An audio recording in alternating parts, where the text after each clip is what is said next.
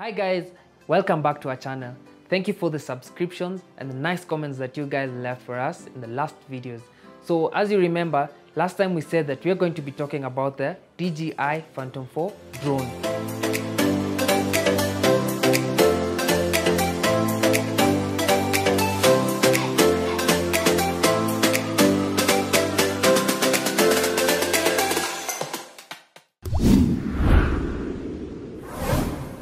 Drones are becoming a must-have gadget when it comes to video production. Cinematographers have noticed that this equipment can help them achieve some certain shots. For example, aerial shots, which can be used as establishing shots or B-roll shots when it comes to production. Well, this gives your video a nice taste because it adds a certain energy towards your film, making the viewer enjoy it more. Well, it is because of those reasons that have led to many people purchasing drones. Some purchase it just for fun, while others purchase it for film purposes. Before buying, testing and operating a drone here in Kenya, one is required to do the following things. Write a letter to the KCAA in order to acquire a license to purchase, register it and operate the drone here in Kenya.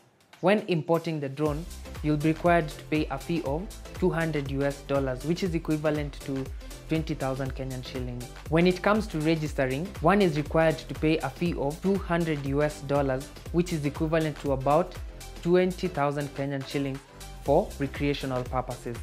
As for private purposes, one is required to pay $300 which is equivalent to about 30,000 Kenyan shillings.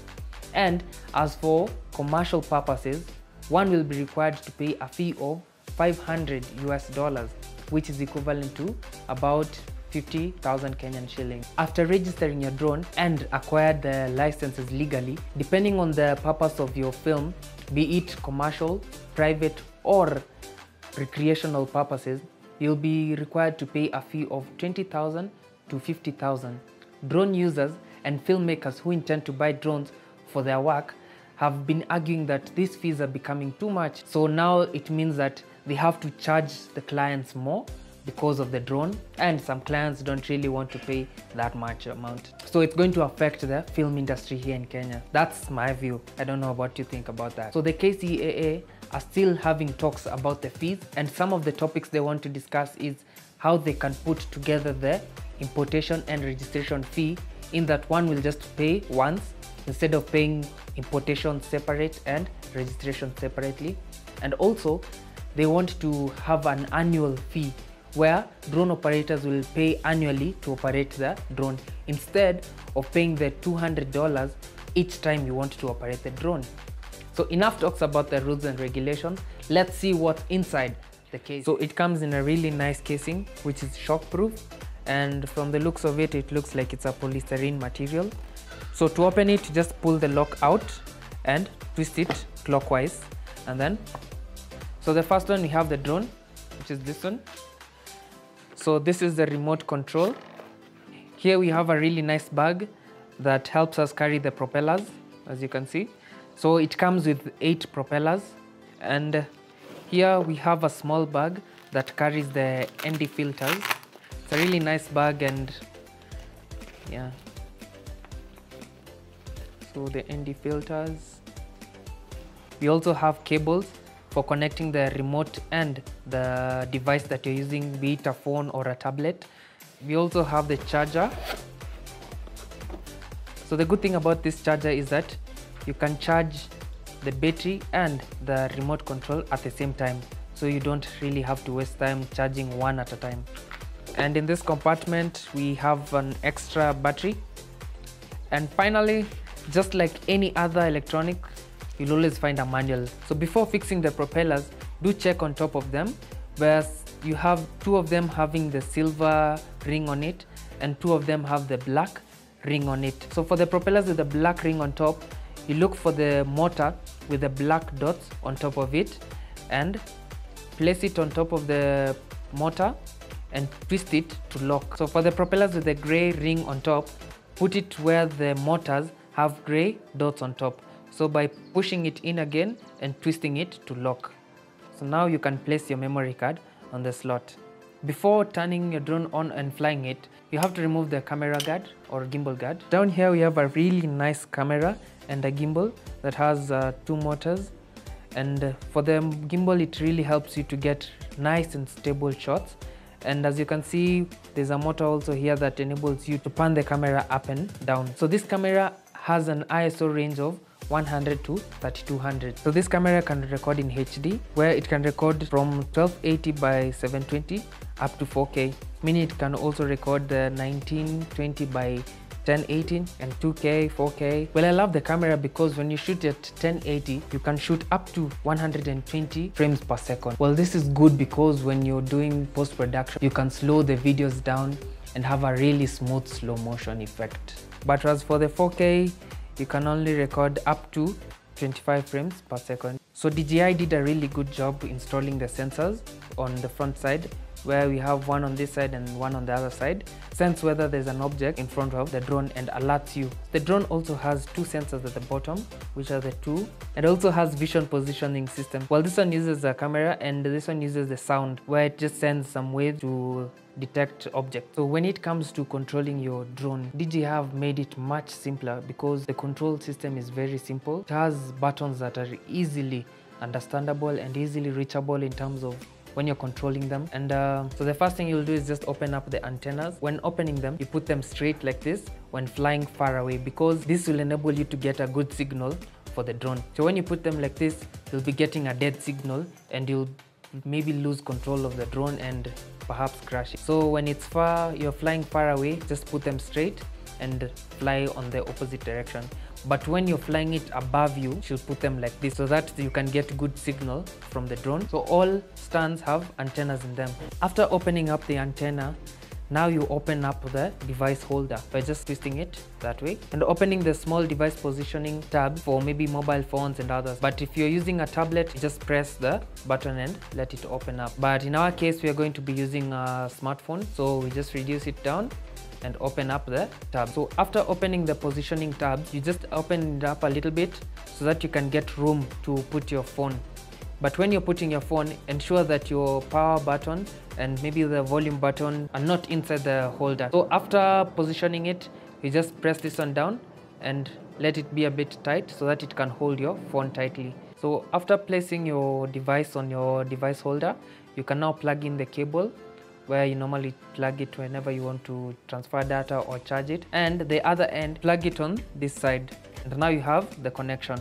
So after plugging it everything, you can now turn on your device and open the application. So now when you're done with the setup, you can now open the phone and go to your DJI Go 4 application. Just wait for it for a few minutes. So when the application is loaded, you can now go to the enter device. So this is the setup of the drone remote control. So we've already attached our Android phone to the drone using the cable and mounted it on the device holder. So we decided to use the Android phone because that's what we have right now.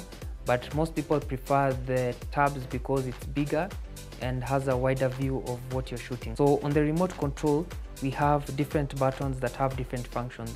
For example, we have the joystick, which enable us to control the up and down movement of the drone and also help us control the forward and backward movement of the drone and the left and right pan of the drone. And we also have some button on this other side. So on this side, we have the intelligent flight pause button, and the knob down here is the camera setting dial, where you can change the settings of the camera by just spinning it or pressing and spinning. On this end, we have the record button, so you can either record it from here or record it from the phone. And we have a gimbal dial, which controls the movement of the gimbal, so it can move the gimbal either up or down. On top of it, we have the flight mode switch, where you can switch to 3 different modes. So right at the bottom, we have 2 buttons. So there's the C1 and the C2. So for these buttons, they are customizable, where you can be able to customize it and have it do whatever you want it to do.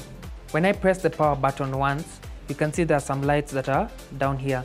So this light helps us indicate whether the battery is empty or full. So to turn on the remote control, press the power button once and press again and long press it till all the lights turn on. Do the same thing for the drone. So for the drone, you press the button once and the second time you press till all the green lights turn on.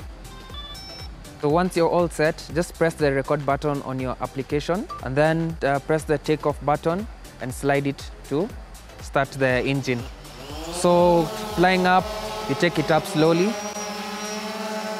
and make sure that you're so gentle to move the drone up slowly. So use the left joystick to move it either upwards or downwards.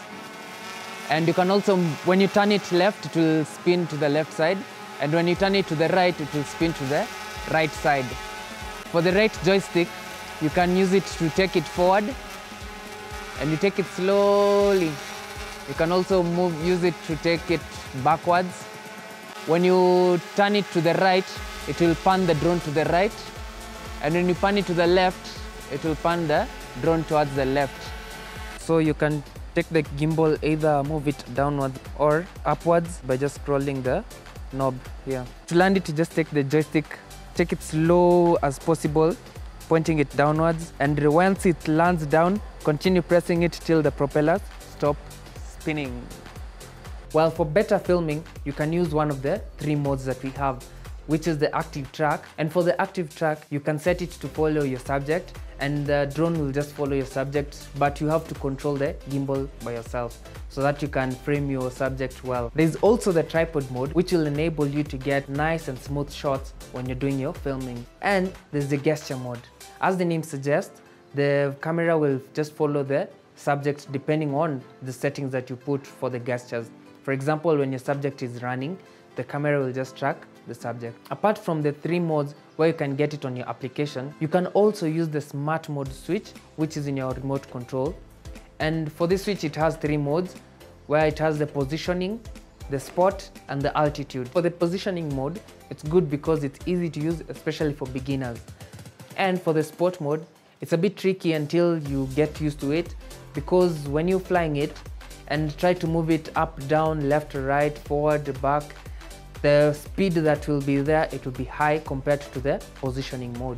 And for the altitude mode, I realized that the drone will fly it on its own until you just control it depending on whichever angle that you want to take it and the shots that you want to take. So we didn't get a chance to show you all these modes. We'll share with you some links to channels that have clearly shown nice tutorials about the different modes. Before flying your drone, here are some safety precautions. Avoid flying it in crowded places where there's tall buildings and also tall trees. Well, this may endanger the lives of people who are around the drone and also can affect your drone because you may lose control and maybe crash it. Do not fly it near strong electromagnetic sources such as power lines or power stations. This may affect your drone compass. Avoid flying it in bad weather like rainy season or when it's too foggy where you can't see your drone and also you can't see where you're flying to. Do not fly the aircraft when we have adverse weather conditions. For example, when it's too rainy or you have too much fog where you can't see the drone and you can't see where the drone is flying to. And also, do not fly the drone when the wind speed exceeds 10 meters per second. So that was it for today, guys. Hope you enjoyed the review of the DJI Phantom 4 drone, the setup, how to control it, and also about the laws. If you have any questions, please do ask us. We'll try as much as possible to give you the facts. And if you also have anything to share about the laws and the drones, please do not hesitate to comment down there. If you get money, please do buy it. We'll leave a link to where you can get them. And when you purchase it, do not forget to register it. When you're flying it, be very, very, very careful so that you can avoid damaging your drone.